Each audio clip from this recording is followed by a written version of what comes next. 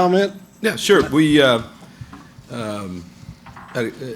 was a good day today for a lot of future Aggies, guys that joined our football team in our university. A lot of smiling faces, a lot of happy parents, a lot of happy young men, and I think it's a very solid class. You look across at the numbers.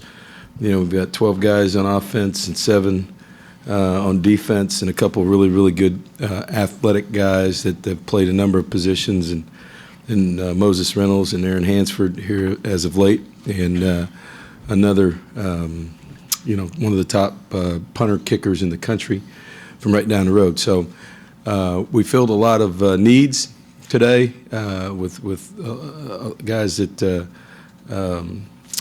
we have needed. And I think a lot gets said about National Signing Day for the players that, as some people refer to, play the hat game, but there's a lot to be said for that core of 16, 17, 18, 19 guys from that have been committed that really didn't get the hoopla that a lot of guys got today, but made up their mind, stuck with what they were doing, and really helped recruit this class. So these guys are looking forward to getting here, and we'll see them, believe it or not, the way the calendar starts this year. The first day of summer school is Tuesday, May 31st. So we're right around the corner right now for us. Our calendar, just for some dates for you guys, have been moved up. We'll start spring football February 29th.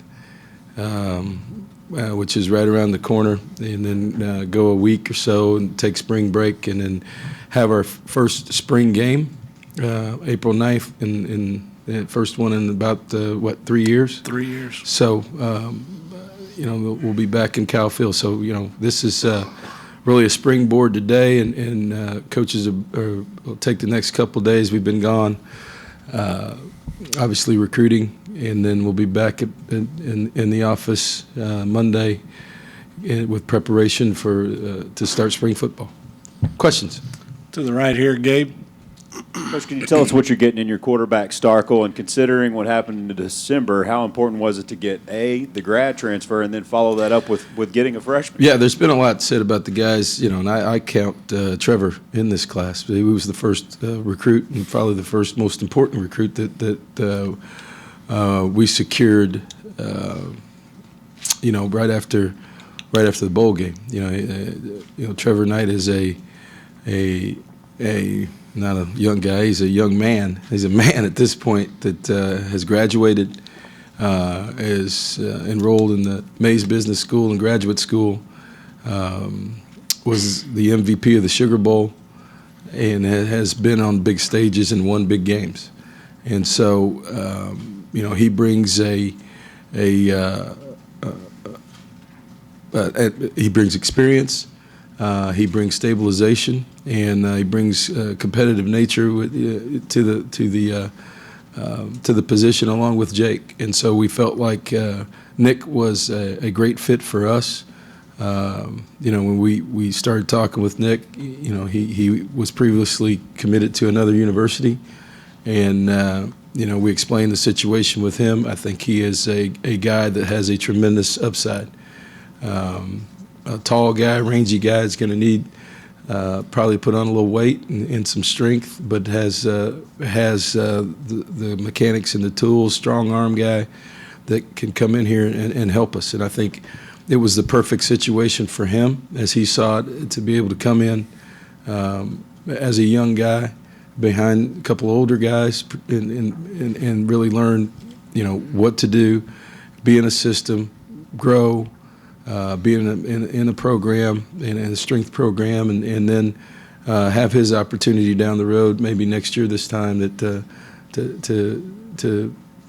to compete to start. So it was a good fit for him and a good fit for us, and gave us a quarterback in this class, and really spread out the group with the 3 guys that are on scholarship right now. Other questions? Back in the back, Mr. Wilson. Coach, in sticking with the quarterbacks, do you like the dynamic that you have in that room with a couple of older guys and then a younger one coming in that they can learn from? Sure, that's what I just talked about. Why he came and why we put that together that way. With he understands his role coming in as a guy that doesn't have to play right now, and has the opportunity to get into a system, learn it, and be able to develop physically and mentally with a couple other guys that will shoulder the load. We'll go to the right, Gabe, and then down front, Kate. Aaron Hansford could probably play on both sides for you. Where do you see him fitting in? Well, positionally? we got coaches upstairs arguing about him already, so I'm going to have to settle that, early. And since Coach Mazzoni gets first dibs on him because he knew him first and recruited him. So the guy who recruits him, he gets the pick. So he's gonna be on offense, and here's a guy that's got tremendous upside. He's athletic. He can play a number of positions for us. Big, physical, fast. Parents were both collegiate sprinters, and he inherited that speed for a big physical guy. So he can play a lot of different things, but I think all our coaches are excited. We'll see what happens when he gets here, but including Jeff Banks, our special teams coach, who's we need a lot of bodies like that. He fits that kind of form that we haven't had. That a guy that can really play on both sides of the ball at certain times, maybe in his career. At around. He's probably 210, 215 right now, but he's going to get to be 240 easily. Go down front, Kate, and then Cease to the left, and then Brent. Hey, Kevin, you mentioned Coach Mazzoni. How did changing offensive coordinators affect offensive recruiting, and what did you tell recruits about what to expect under the new coordinator? It's I don't know how much it changed recruiting. I think it kind of solidified some things. It didn't really affect us. We really had our 5 linemen committed for a while. I think it was important, maybe most important for Nick Starkel as a quarterback to know the direction you're going. And also, it was important, obviously, for Aaron Hansford since he was recruiting him. So, outside of that, the ability to sit down and say, hey, here's what we're doing, here's what's going on. Once that was settled, it just was a calming effect in recruiting. And what did he say about just the offense you're going to run under Coach Mazzoni? What did he say, or what did I? What do you guys tell the recruits? It's fairly obvious what we're doing. We've watched a lot of UCLA video. And, Noel's a guy that I've known for a long time. We worked together probably 20-some years ago. And he's a veteran offensive coordinator, whether it was at Ole Miss, whether it was Auburn, NFL wide receiver coach, but most recently, at UCLA. So, the departure from what we did last year to what we're doing now is not a tremendous one. But the utilization of probably, not probably, but some bigger bodies in where we have Jordan Davis and Aaron Hansford were keys. And obviously recruiting those guys gives us an advantage in what we want to do offensively, and maybe add some more surfaces to the blocking areas. But, it's not like we didn't have a 1,200-yard rusher last year. So, we've got to be a more complete team, and we've got to be a team that's more efficient in our passing game.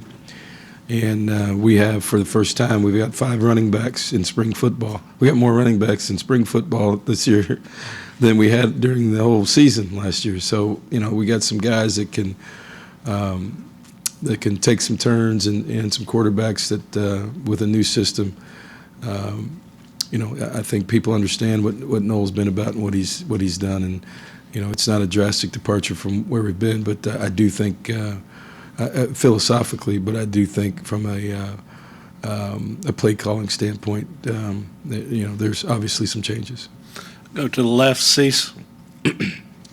Kevin, last few years this time, we're always talking about closing the gap on the rest of the West in the SEC. And today, the analysts kind of like Ole Miss, Alabama, LSU. I wonder where you feel with this class, where you guys stack in that SEC West now when it comes to talent.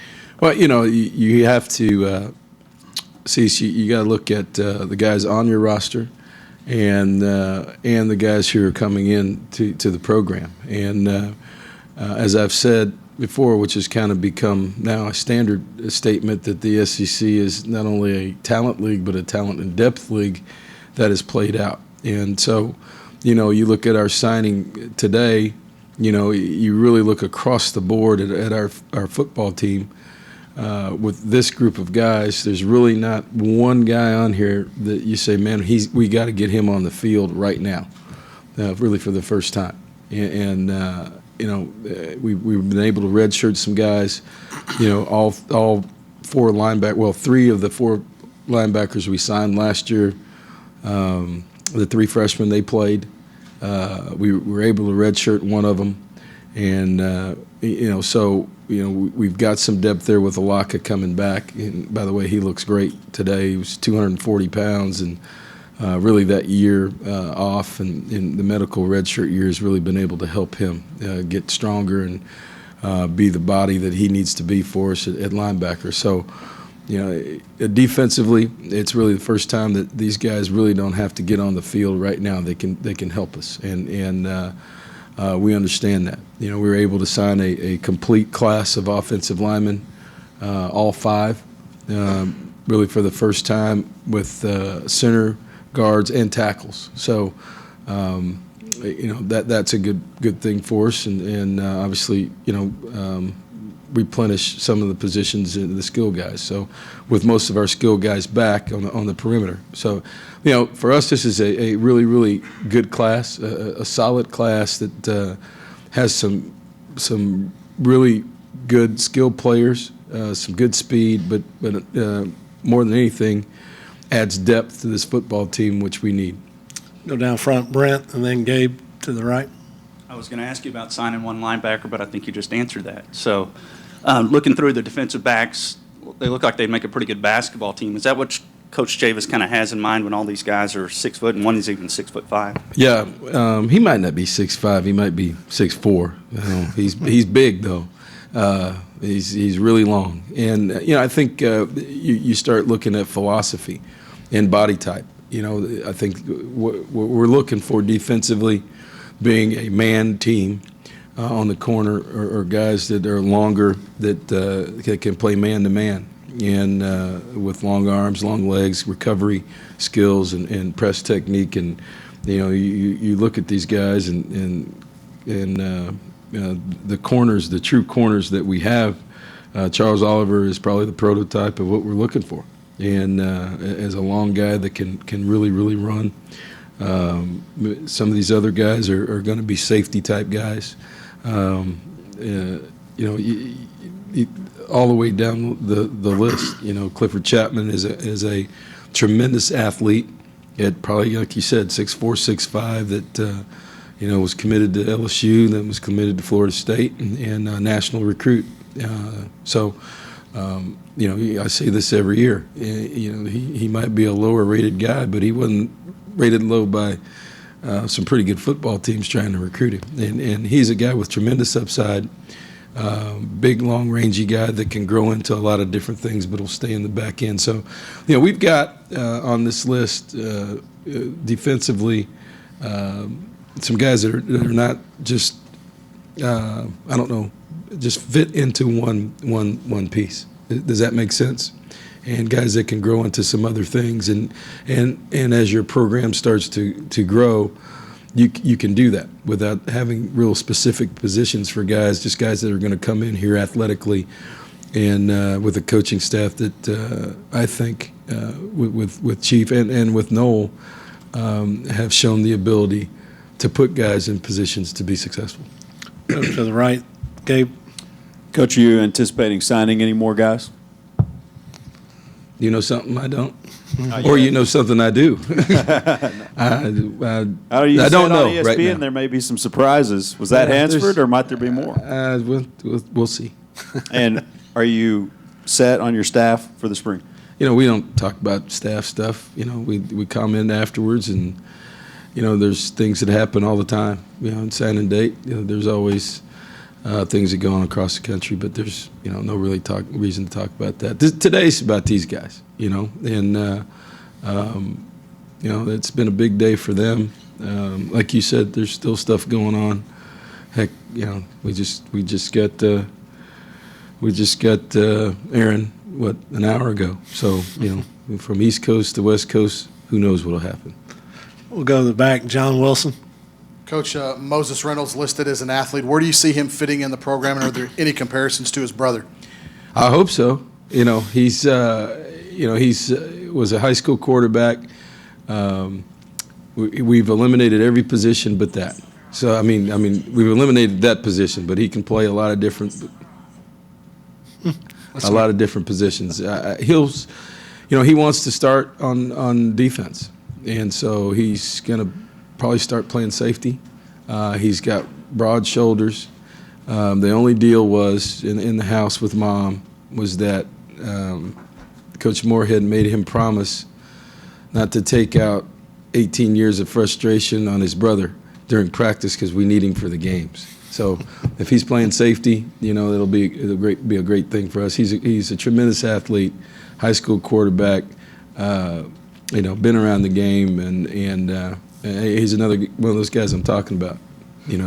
Brent, that we'll see. I mean, we haven't been able to have those body types readily to be able to move back and forth, and which will really going to help us, I think, in special teams wise. When you've got those 6'2" body types that over the course of time turn into 6'2", 210-pound guys that can play a number of positions. We'll stay in the back to the left, Lee. Coach, now after a full year of Coach Chavis running the defense, and we saw a lot of improvement in that side of the ball last year, how much do you think that had an effect on certain guys wanting to come to Texas A&M that maybe wouldn't have looked at A&M in previous years? I don't know. Last year we signed a pretty good defensive class also. So we had a lot of guys play. I saw a stat the other day. We had, I think we had the third most out of the SEC 2015 snaps, not just starts, but snaps in our league. I think Tennessee was first and Georgia was second, and we were third. So we had a number of freshmen play a lot last year. And a lot of those guys were the Dalen Macks, the Kiki Kingsleys of the world, the linebackers that we're talking about that were really quality special teams players for us, on and on and on. So, there, without a doubt, we were able to make some strides and get in some homes and talk to some guys. You can't help but say that Chief's contacts and knowledge of Tennessee brought us two really, really good players. Mr. Football in Tennessee and Tyrell Dodson, who is an impact linebacker that has been really, really solid for us in recruiting. A guy who made his commitment, stuck with it, and after a bunch of people came after him as Mr. Football in Tennessee, and there's always, after he made his decision, wanted to come here. So, Chiefs made an impact, I think, from what we're looking for, as you brought up, Brent, from body types in the secondary, but also from his connections in Tennessee with the two really, really good players that Kiki that is a possible nickel safety down guy, really physical ball skill guy that two really good players from Tennessee. Let's go to the right, Gabe. What kind of element does Travion Williams give you that maybe you didn't have the past couple years, and how big was it to get him here for the spring? It's funny you brought that up. I was just walking in here, and he was in the locker room, and today's the player's day off. So, as a coach, you always see that. He's He's over here doing something extra. And I just said, you know what, it's kind of interesting for a guy who just got here. Which says a lot about him, but I am not shocked because and you know the kid, he's an early graduate too. So I guess in his eyes, he plans on playing next year. So he's doing everything he can. But I gave him a hard time. I was taking a peek. I was walking out of my office today, and on television they were showing some highlights of him, and the guy compared him to Trey Williams, and I said, Trey Williams, that is Trey Williams. And he said, no, the Trey Williams, number 3 Trey Williams that used to be here. And, stop, start, make people miss. And I walked through the locker room and I said, hey, you got number 5 on. You ever thought about wearing number 3? And he laughed. He knew exactly what I was talking about. But he's got a dynamic skill set, completely different than what we've had. You add the guys that we have on campus, and Keith Ford ended bowl practice just with a tremendous amount of practice. So I think people, have forgotten that he's even here, and we were able to add 2 really good transfers last year with Priest Willis as a corner, who started at UCLA. And Keith Ford, who was a really fine player at Oklahoma and a big-time running back coming out of high school. So, those guys don't show up on this list, but you add them to this class, and you start to see the depth pile up really quickly. Go down the front, Brent. Would you mind elaborating a little bit? I heard you say on 12th Man TV in terms of your philosophical approach or not. I think the term was high-pressure recruiting unit in terms of you want guys who want to be here. Would you mind just expanding a little bit on that? No, what I said was, we're not a high-pressure operation in recruiting. I think that, our coaches do a really great job of evaluation. Our philosophy with early commitments and things like that. A lot of times, the guys that are committed to us don't even have rankings yet because they haven't come out. And so, we're not out looking to see who's where on what list. We're going through our connections and obviously going through at the end of this cycle. We're looking at juniors for the next year. We've already had our junior day, one junior day last Sunday. We'll have another one at the end of this month, and then Friday night lights during spring football. But for us, the recruiting process is about us, and we get our guys, get them on campus, like to get the families on campus, coaches, everybody, and really present the information that we think sets us apart and makes us who we are at Texas A&M. And then, it's not a situation where we threaten people. We want you to go home. We want you to talk to your family, talk to your coach, be a part of your community, and then call us and let us know, hey, listen, that's something I want to be a part of. And because of that, we don't have a lot of decommitments. I think, we had one right at the end this year on Monday. We had one that we got back because of that, so that philosophy is held up with our commitment style, with the nucleus of our class, and that's where I get back to. It's kind of sad that the guys who've gone through that process don't get as much fanfare as the guys that went through that today, because when you're committed, it's not like people still aren't recruiting them, and their loyalty and how they've handled things is a tribute to them, but also I think a tribute to the process of how we do things. Time for a couple more. Unless y'all. Does it help to have a good basketball team? It helps to have a great basketball team. Huh? You see us coming in there. It's. And by the way, I'm glad you brought that up. Our basketball, Billy Kennedy's doing a fabulous job, coaches and just across the board, and everybody on this campus is excited, and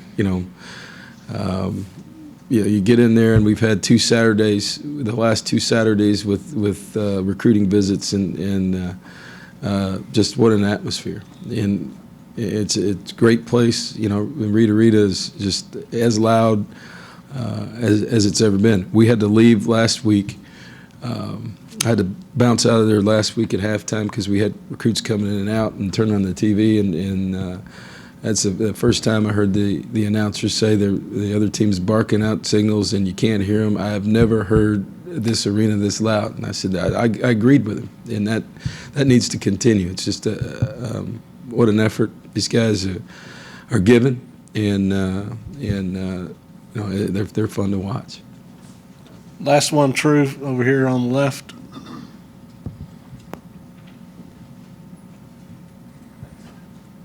Heard a lot about Trevor Knight, obviously, on the field and seen him play on the field, but I've heard some really positive things about him off the field, too. I was going to see if you could touch on why he's an important guy to have in the locker room. Well, you know, he's a guy that obviously is, as I said before, is as college football goes, he's a grown man. You know, he's a guy who's already earned a degree, is in graduate school, in the May School of Business, is very, very strong in his faith. And you know, you see how certain guys just ooze leadership, and he's all about that. He's a guy who takes care of business, tremendous team guy, tremendous leadership guy. So, you know, the first thing that struck me, we got back here, and you know, his conversation level is a lot different than an 18-year-old, and you know, his ability to kind of, hey, rally guys when we're gone, when the coaches can't be there, when we can't go out in the field with them. He's already had guys out throwing and catching, and it's basically a coach, what do you need me to do attitude, and filling a void in leadership that we need right now. And so, you know, he's been that kind of guy. You talk to people, and you talk to his high school coach. You know, you talk to, you know, obviously I talked to Bob Stoops and Lincoln Riley. You know, that he's always been that kind of guy. And you know, like I said, he fills a void that was needed, and in a lot of different ways. All right, Coach, thank you very much. Thank you, guys.